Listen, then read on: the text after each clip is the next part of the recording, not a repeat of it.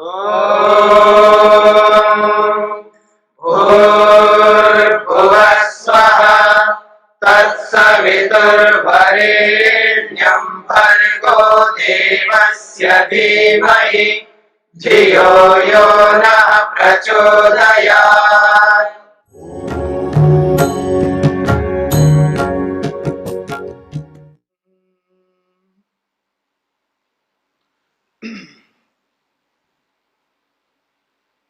योग दर्शन के तृतीय पाद यानी विभूति पाद, विभूति पाद के 17वें सूत्र की चर्चा हम लोग कर रहे हैं।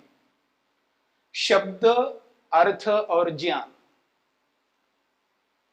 किसी भी वस्तु के संदर्भ में ये तीन बातें होती हैं।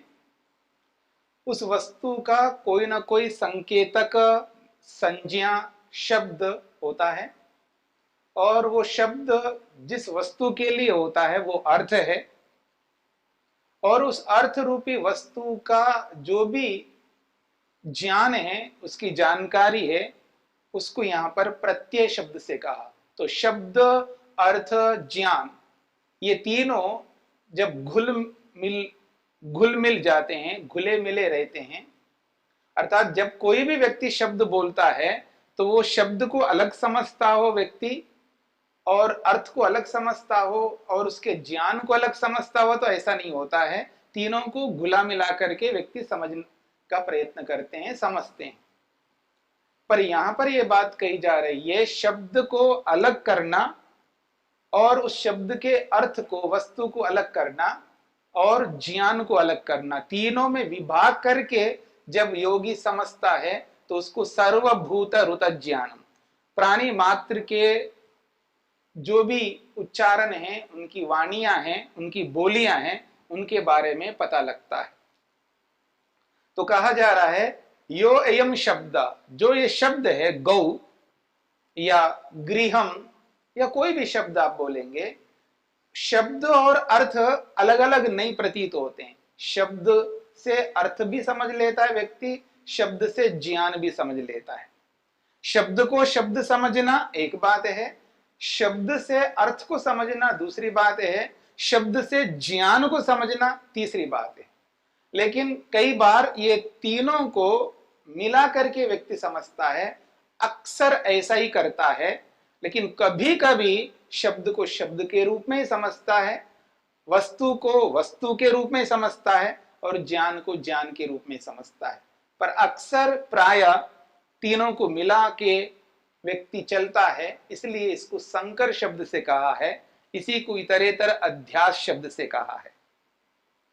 जब ये तीनों में अलग करता है व्यक्ति, योगी तीनों को एक एक को पृथक करता है, इसमें संयम करता है, तब उसको ये उपलब्धि मिलती है। एवं इतरेतर अध्यास रूप संकेतो भवती थी। महर्षि वेदव्यास कहना चाहते हैं एवं इस प्रकार से इतरेतर अध्यास रूप, ये तीनों एक दूसरे के साथ मिले हुए, जुले हुए, जुड़े हुए रहते हैं, यही इतरेतर अध्यास है, यानी सम्मिश्रण है, जुड़े रहना है, इसी का नाम संकर है। और इसी संकर से, इसी मिश्रित स्थिति में ही संकेत किया जाता है।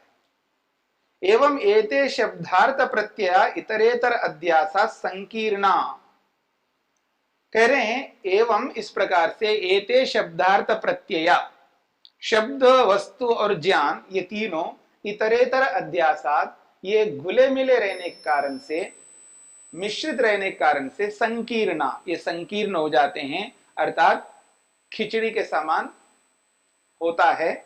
और उसी स्थिति में जब कोई व्यक्ति गौ कहता है तो गौरिति शब्दो, गौरित्यर्थो, गौरिति ज्ञानम, गौ ये जो है शब्द है और गौ एक वस्तु भी है और गौ ज्ञान भी है।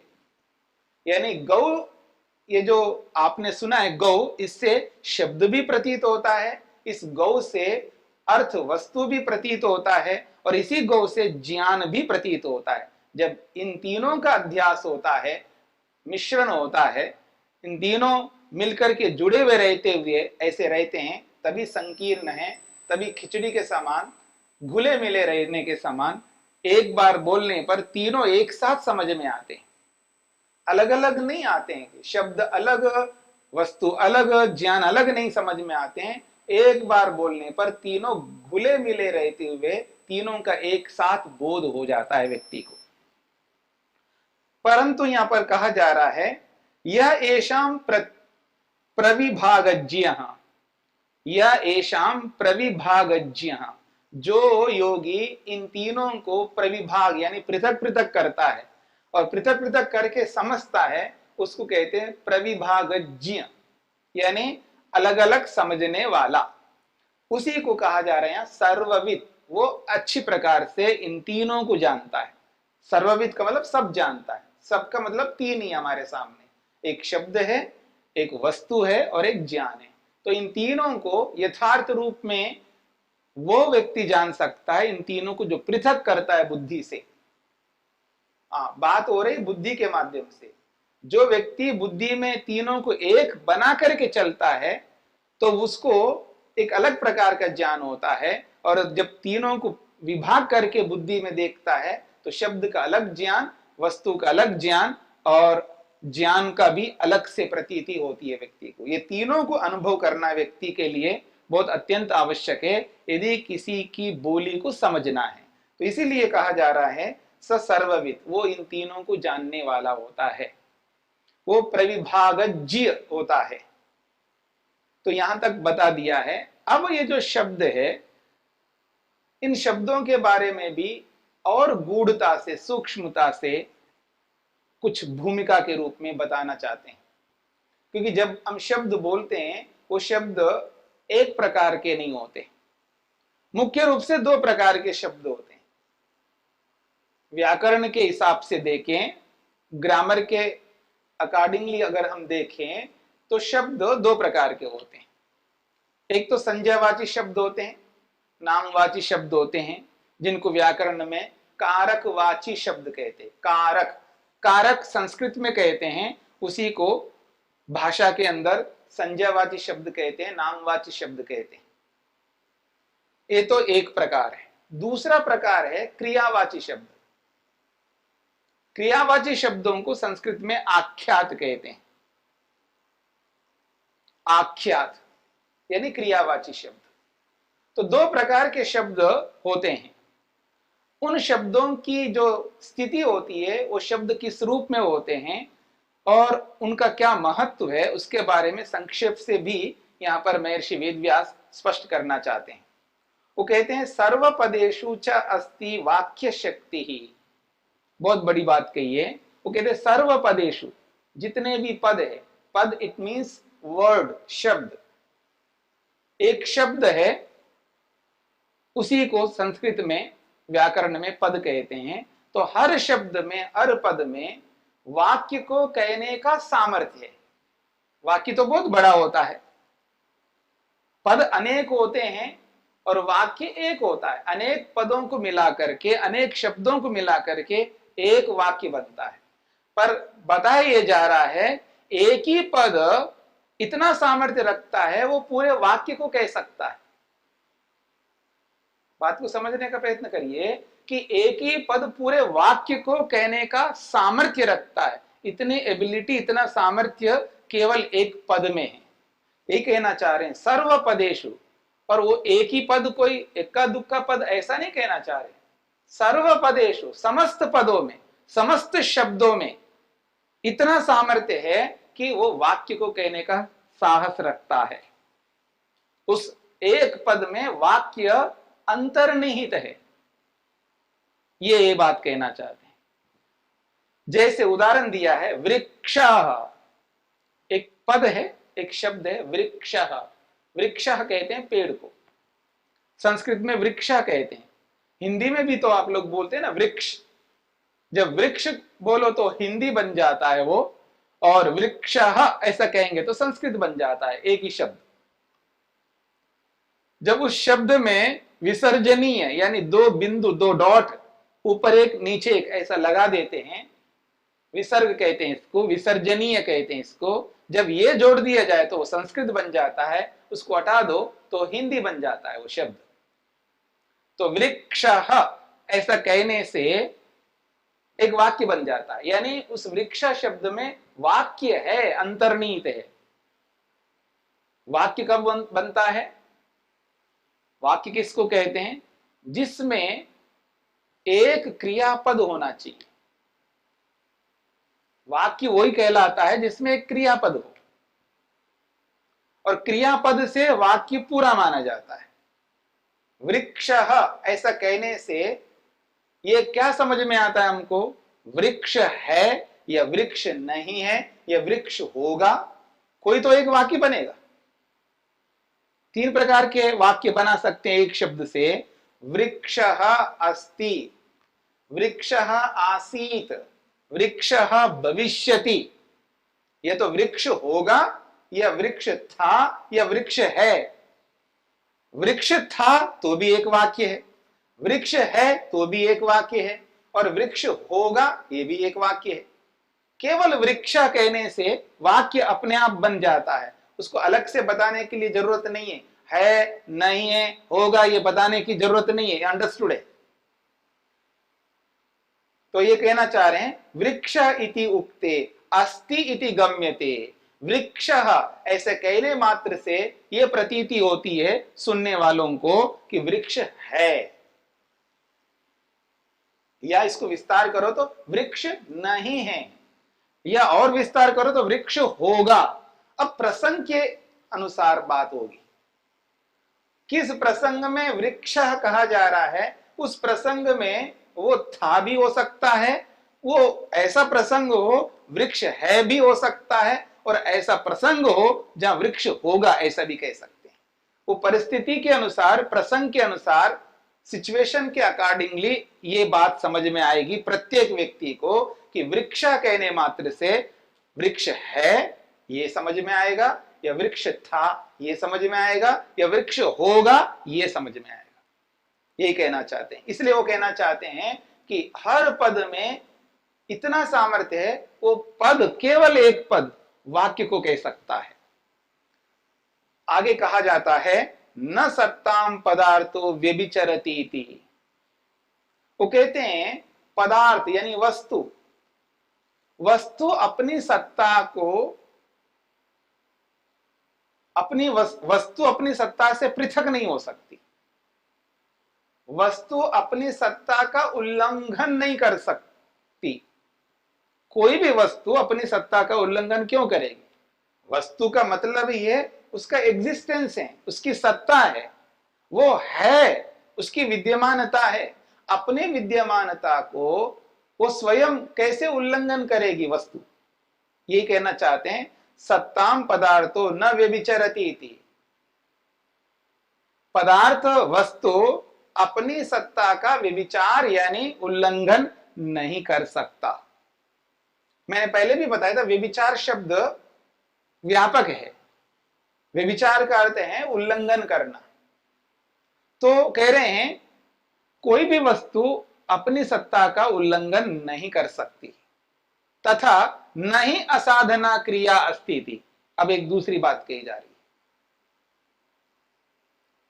कोई भी क्रिया शब्द बोलिएगा, क्रिया शब्द बोलते ही उसके साथ में कोई ना कोई कारक जुड़ जाएगा, कोई ना कोई संज्ञा जुड़ जाएगी, कोई ना कोई नाम वाची शब्द उसके साथ जुड़ जाएगा। साधन का अर्थ है यहां पर कारक या संज्ञावाची शब्द, नामवाची शब्द। कह रहे हैं तथा नहीं असाधना क्रिया अस्ति थी। कोई क्रिया, कैसी भी क्रिया, यदि क्रिया बोलो आप, क्रिया बोलते उसके साथ कोई ना कोई संज्ञावाची शब्द जुड़ जाएगा, कोई ना कोई नामवाची शब्द जुड़ जाएगा। इसी को व्याकरण में कहते हैं उस क्रिया के साथ कोई ना कोई कारक जुड़ ही जाएगा। तो इसना यही कहना चाह रहे हैं ऐसी दुनिया में कोई क्रिया नहीं है, ऐसी कोई क्रिया हो नहीं सकती, क्रिया शब्द ऐसा नहीं है जिसके साथ कारक संज्ञावाची नामवाची शब्द नहीं जुड़ता हो। तथा च पचति इति उक्ते सर्वकारकानाम आक्षेपः। बहुत बड़ी बात कही है। तथा एक और उदाहरण दे रहे हैं, पचति ये क्रियापद है। पचति का अर्थ होता है पकाता है, यानी कोई पका रहा है। तो पचती ये क्रिया जो है, इस क्रिया के कहने मात्र से वो कहना चाह रहे हैं सर्वकारका नाम आक्षेपा। उस केवल एक क्रिया शब्द के बोलते ही सारे कारक आकर के उस क्रिया के साथ जुड़ जाते हैं। यानी जितने भी संज्ञावाची शब्द हैं वो सारे के सारे इस क्रिया के साथ जुड़ जाते हैं। जितने भी का मतलब है कारक जो होते हैं वो 6 कारक होते हैं। व्याकरण में कारक जिनको कहते हैं वो 6 प्रकार के होते हैं। आपको थोड़ी भी संस्कृत आती हो तो आपको अच्छी तरह समझ में आएगा। जो भी करने वाला होता है ना, कोई भी क्रिया करने वाला होता है जिसको आप कर्ता कहते हो, तो कर्ता जो है वो एक कारक है, क्योंकि कर्म करने वाला होता है, क्रिया करने वाला होता है, और जो भी करने वाला होता है वो स्वतंत्र होता है, इसलिए वो उसको कारक कहते हैं। तो पचती पकाता है, तो कौन पकाता है जी? कोई तो पकाएगा ना। बना रहा है वो, अग्नि जला करके कुछ पका रहा है, तो कोई पकाने वाला तो होगा, उसी का नाम है कारक। और वो कैसा कारक है? बनाने वाला होने से, स्वतंत्र बनाने वाला होने से वो बनेगा कर्ता, तो उसको कहते हैं कर्ता कारक। ये अपने आप जुड़ जाएगा कर्ता कारक। पचती पकाता है, इस क्रिया के साथ कारक जुड़ जाएगा। वो कारक कोई भी हो सकता। मैं आपको बोलूं कि रमेशः पचति, देवदत्तः पचति, गोविंदः पचति, कुछ भी बोल सकते, कोई भी कारक, तो वो कर्ता कारक जुड़ जाएगा। तो जब पकाता है, वो क्या पका रहा है? कुछ तो पकाएगा ना। क्रिया जब बोली जा रही है कि पकाता है, तो क्रिया का प्रयोग हो रहा है, तो क्या पकाता है? और जिसको पकाएगा ना, उसको संस्कृत में कहते हैं कर्म कारक। क्योंकि पकाने का उद्देश्य जो है, जिसको पका रहा है वही तो है, उसको चाहिए, उसकी अभीष्ट है, वो जिसको चाह करके पका रहा है, तो वो जो चाह करके पकाता है, पकाने वाले की इच्छा है जिसको पकाना चाहता है, तो वो जो पकाई जा रही वस्तु है वो उसके लिए कर्म है, इसको कहते हैं कर्म कारक।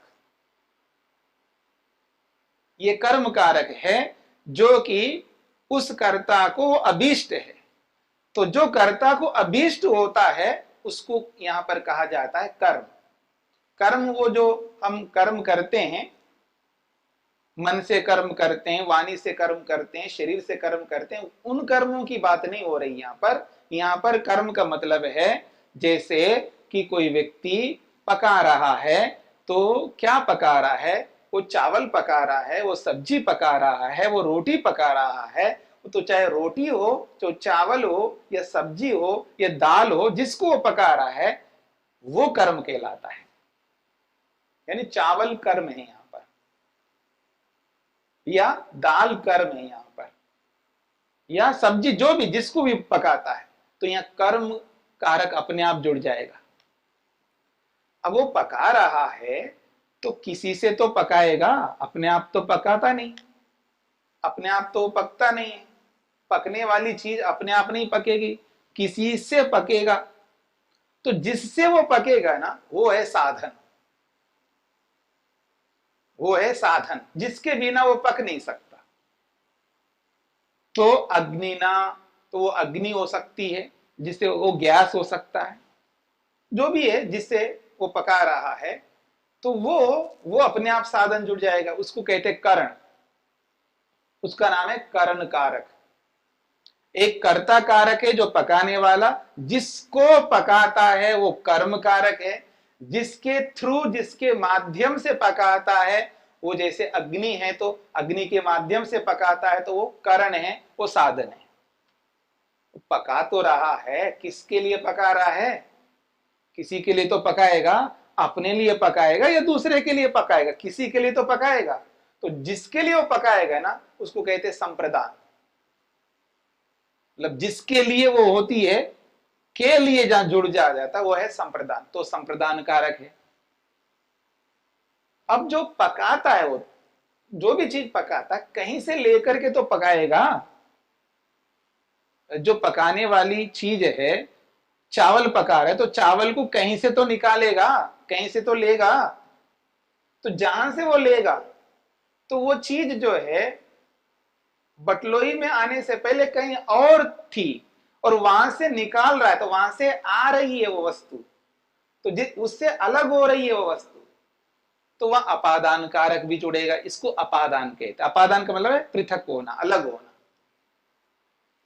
एक जगह से, एक स्थान से वो वस्तु पृथक हो रही है, तो जिससे पृथक हो रही है, यदि चावल को पका रहा है तो चावल उस स्थान से पृथक हो रहा है, वो सब्जी बना रहा है तो सब्जी उस स्थान से पृथक हो रही है।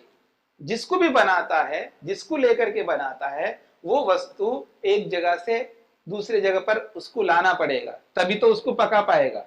तो जहां से वो वस्तु हट रही है तो उस स्थान को अपादान कहते हैं, उसको अपादान कारक कहा जाता है, वो भी इसके साथ जुड़ जाएगा। और जब वो पका रहा है तो किसी में पकाएगा ना, किसी में पकाएगा ना, बटलोई में पकाएगा, कढ़ाई में पकाएगा, किसी में तो पकाएगा। तो उसको पकने के लिए उसके लिए कोई आधार, बेस तो होना चाहिए, और जो बेस होता है, आधार होता है, उसको कहते हैं अधिकरण। अधिकरण का मतलब आधार। तो ये सारी चीजें उसके साथ जुड़ जाती है। कर्ता जुड़ जाता है, कर्म जुड़ जाता है, साधन रूपी करण जुड़ जाता है, संप्रदान जुड़ जाता है, और अपादान जुड़ जाता है, अधिकरण भी जुड़ जाता है। इतने सारे कारक होते हैं। केवल पचती इतने मात्र कहने से, पचती क्रिया को बोलने मात्र से 6 कारक अपने आप जुड़ जाते हैं। तो यही कहना चाहते हैं, पचती इति उक्ते सर्व कारका नाम आक्षेपा। पचती कहने मात्र से सभी कारक उसके साथ जुड़ जाते हैं।